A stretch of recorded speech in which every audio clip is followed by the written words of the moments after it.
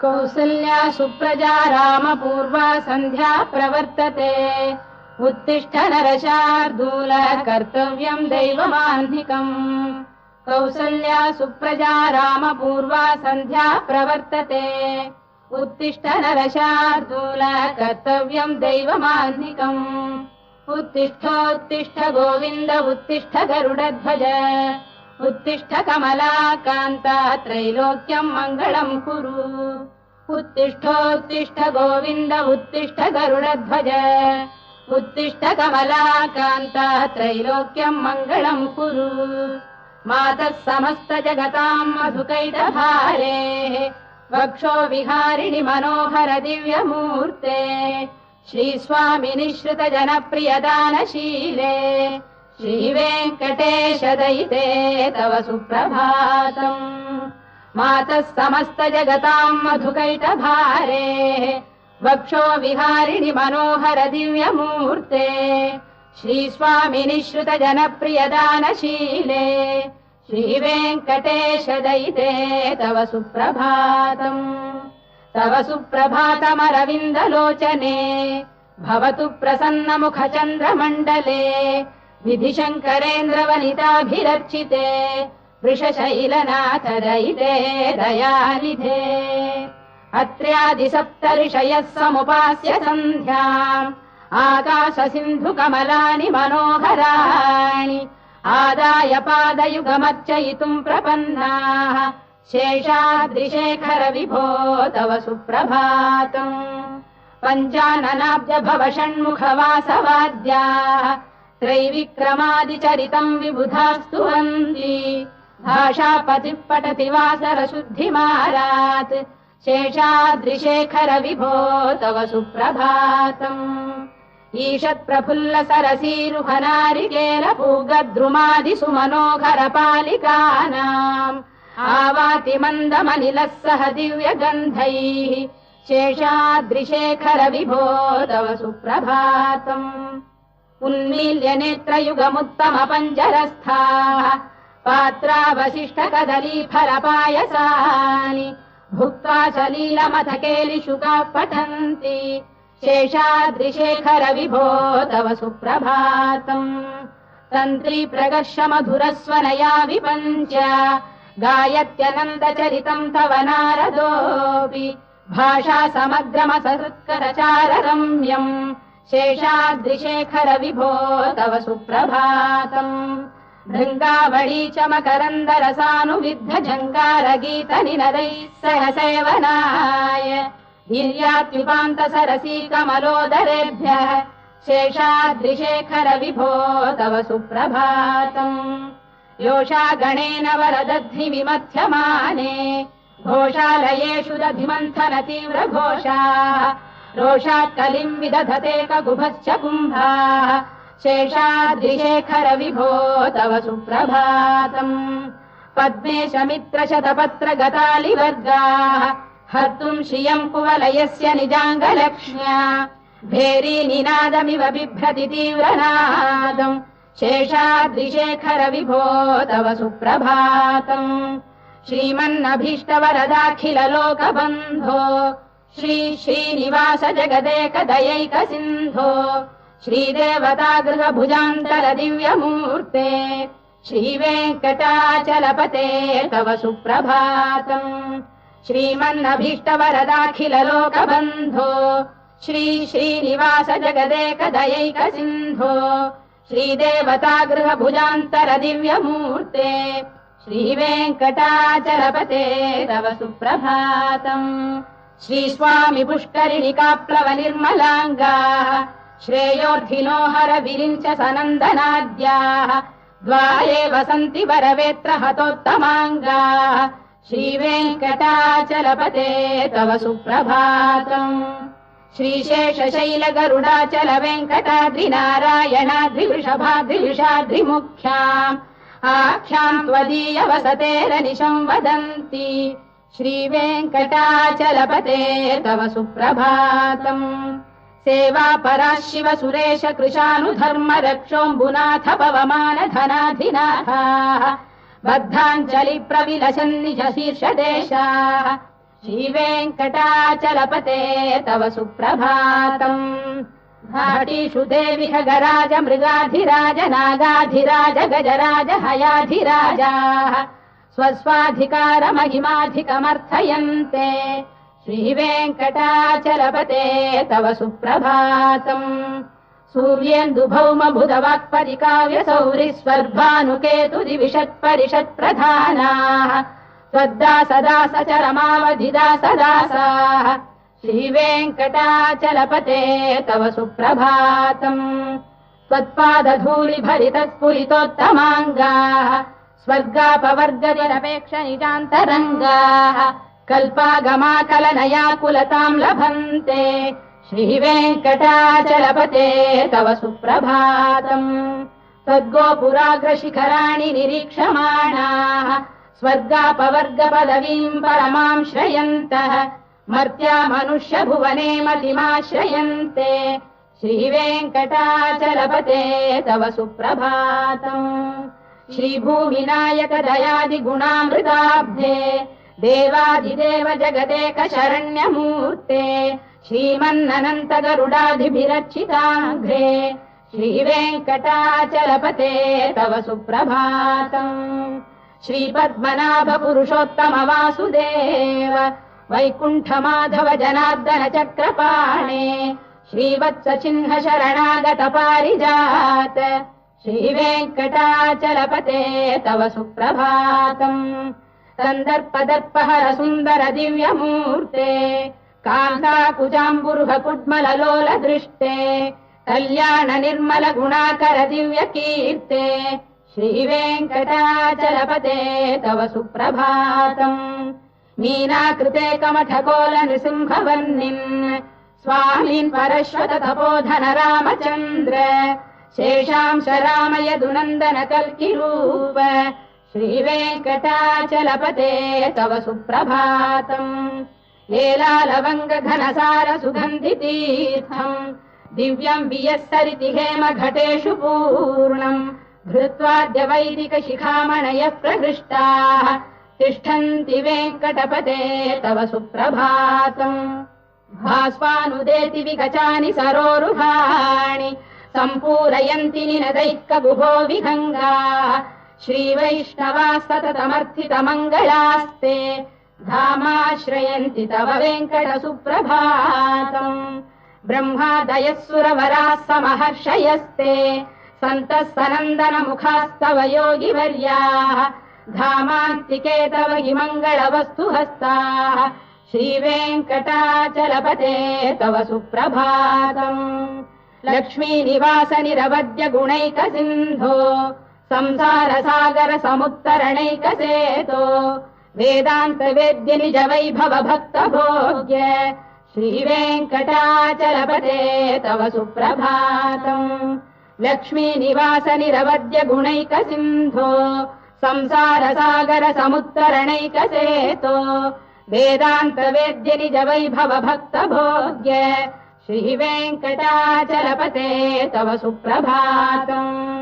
इत्थम् वृषाचलपतेरिह सुप्रभातम् ये मानवाः प्रतिदिनम् पठितुम् प्रवृत्ताः तेषाम् प्रभात समये स्मृतिरङ्गभाजाम् प्रज्ञाम् परार्थसुलभाम् परमाम् प्रसूते इत्थम् वृषाचलपतेरिह सुप्रभातम् ये मानवाः प्रतिदिनम् पठितुम् प्रवृत्ताः तेषाम् प्रभात समये स्मृतिरङ्गभाजाम् प्रज्ञाम् परार्थसुलभाम् परमाम् प्रसूते कमलाकुचूचुक कुङ्कुमतो नियतारुणितातुलनीलतनो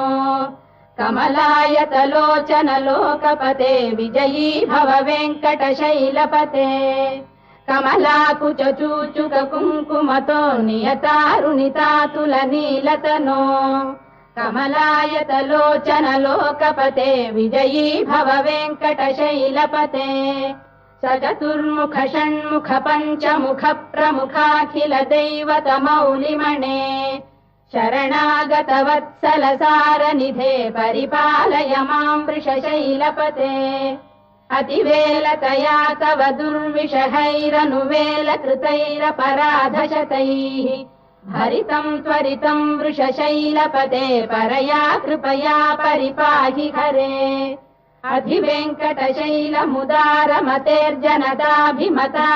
अधिवेङ्कटशैलमुदारमतेर्जनताभिमताधिकदानरतात् परदेवतया गदितान्निगमै कमलादयितान्न परम् कलये कलवेणुरवावशगोपवधू शरकोटिवृता स्मरकोटिसमात् प्रतिवल्लविकाभिमतात् सुखदात् वसुदेवसुतान्न परम् कलये अभिराम गुणाकरदाशरथे जगदेकधनुर्धर धीरमते रघुनायक राम रमेश विभो वरदो भवदेव दया जलधे अवनीतनया कमनीयकरम् रजनीकर चारुमुखाम्बुरुहम् रजनीचर राजतमो मिहिरम् महनीयमहम् रघुराममये सुमुखम् सुहृदम् सुलभम् सुखदम् स्वनुजम् च सुखाय ममोघशरम् अपहाय रघुद्वहमन्यमहम् न कथञ्चन कञ्चन जातु भजे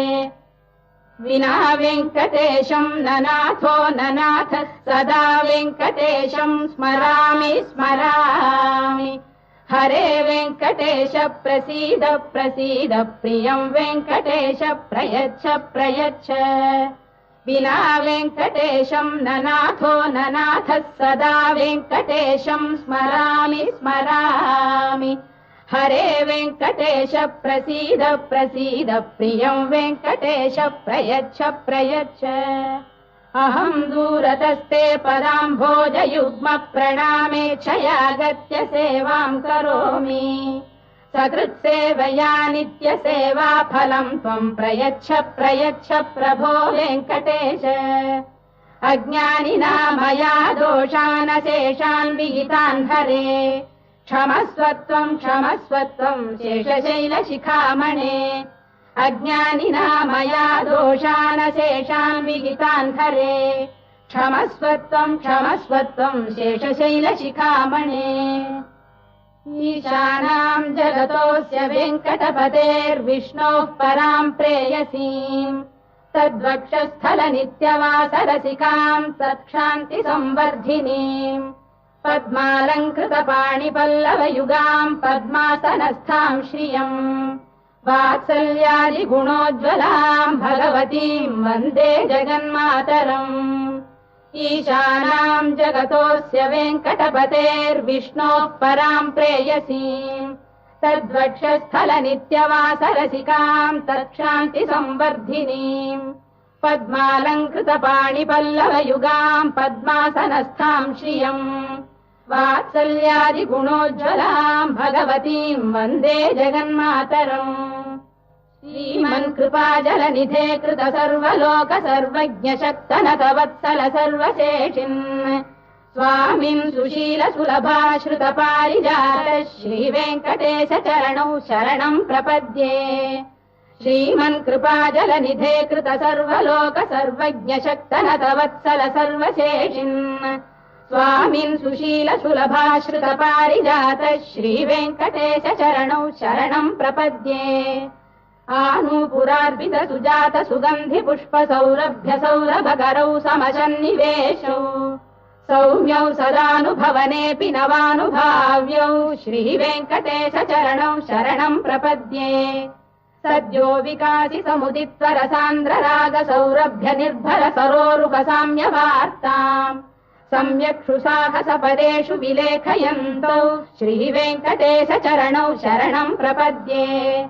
रेखामयध्वज सुधाकलशातपद्रवज्राम्बुशाम्बुरुह कल्पक शङ्ख चक्रैः भव्यैरलङ्कृततलौ परतत्त्वचिह्नैः श्रीवेङ्कटेश चरणौ शरणम् प्रपद्ये ताम्रोदरद्युति पराजित पद्मरागौ बाह्यैर्महोभिरभिभूत महेन्द्र नीलौ उद्यन्नखांशुभिरुदस्त शशाङ्कभासौ श्रीवेङ्कटेश चरणौ शरणम् प्रपद्ये सप्रेम भीति कमलाकर पल्लवाभ्याम् संवाहनेऽपि सवधिक्लममादधानौ कान्ताववाङ्मनसगोचरसौ कुमार्यौ श्रीवेङ्कटेश चरणौ शरणम् प्रपद्ये लक्ष्मीमहीतदनुरूप निजानुभाव नीलादिदिव्यमहिषीकर पल्लवानाम् आरुण्य संक्रमणतः किल सान्द्ररागौ श्रीवेङ्कटेश चरणौ शरणम् प्रपद्ये नित्यानमद्भिः शिवादि किरीटकोटि प्रत्युक्तदीप्त नवरत्नमः प्ररोहैः नीराजनाविधिमुदारमुपादधानौ श्रीवेङ्कटेश चरणौ शरणम् प्रपद्ये विष्णौ पदे परम इत्युदित प्रशंसौ यौ मध्व उत्स इति भोग्यतयाप्युपातौ भूयस्ततेति तव पाणितल प्रतिष्ठौ श्रीवेङ्कटेश चरणौ शरणम् प्रपद्ये पार्थाय तत्सदृशसारथिना त्वयैव यौ दर्शितौ स्वचरणौ शरणम् व्रजेति भूयोऽपि मह्यमिहतौ करदर्शितौ ते श्रीवेङ्कटेश चरणौ शरणम् प्रपद्ये मन्मूढिकालियपणे विकटाटवीषु श्रीवेङ्कटाद्रिशिखरे शिरसि श्रुतीनाम् चित्तेऽप्यनन्यमनसाम् सममाहितौ ते श्रीवेङ्कटेश चरणौ शरणम् प्रपद्ये अम्लानघृष्यदवनीतलकीर्णपुष्पौ श्रीवेङ्कटाद्रिशिखराभरणायमानौ आनन्दिताखिल मनोनयनौ तवैतौ श्रीवेङ्कटेश चरणौ शरणम् प्रपद्ये प्रायः प्रपन्न जनता प्रथमावगाह्यौ मातुस्तनाविव शिशोरमृतायमानौ प्राप्तौ परस्पर तुलामतुलान्तरौ ते श्रीवेङ्कटेश चरणौ शरणम् प्रपद्ये सत्त्वोत्तरैः सतत सेव्य पदाम्बुजेन संसारतारकदयार्द्रदृगञ्चलेन सौम्योपयन्तृमुनिना मम दर्शितौ ते श्रीवेङ्कटेश चरणौ शरणम् प्रपद्ये सत्त्वोत्तरैः सतत सेव्य पदाम्बुजेन संसारतारकदयार्द्रदृगञ्चलेन सौम्योपयन्तृमुनिना मम दर्शितौ ते श्रीवेङ्कटेश चरणौ शरणम् प्रपद्ये श्रीशश्रिया घटिकया त्वदुपाय भावे प्राप्ये त्वयि स्वयमुपेय दया स्फुरन्त्या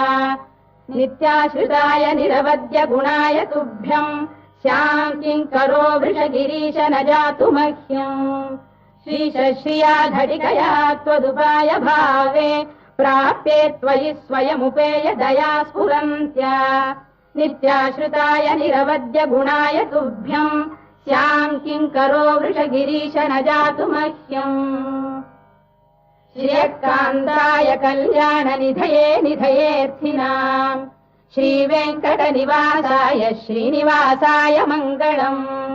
श्रियकान्ताय कल्याणनिधये निधयेऽर्थिनाम् श्रीवेङ्कटनिवासाय श्रीनिवासाय मङ्गलम् लक्ष्मी सविभ्रमालोकसुभ्रू विभ्रम चक्षुषे सर्वलोकानाम् वेङ्कटेशाय मङ्गलम् श्रीवेङ्कटाद्रिशृङ्गाग्रमङ्गलाभरणाङ्गये मङ्गलानाम् निवासाय श्रीनिवासाय मङ्गलम्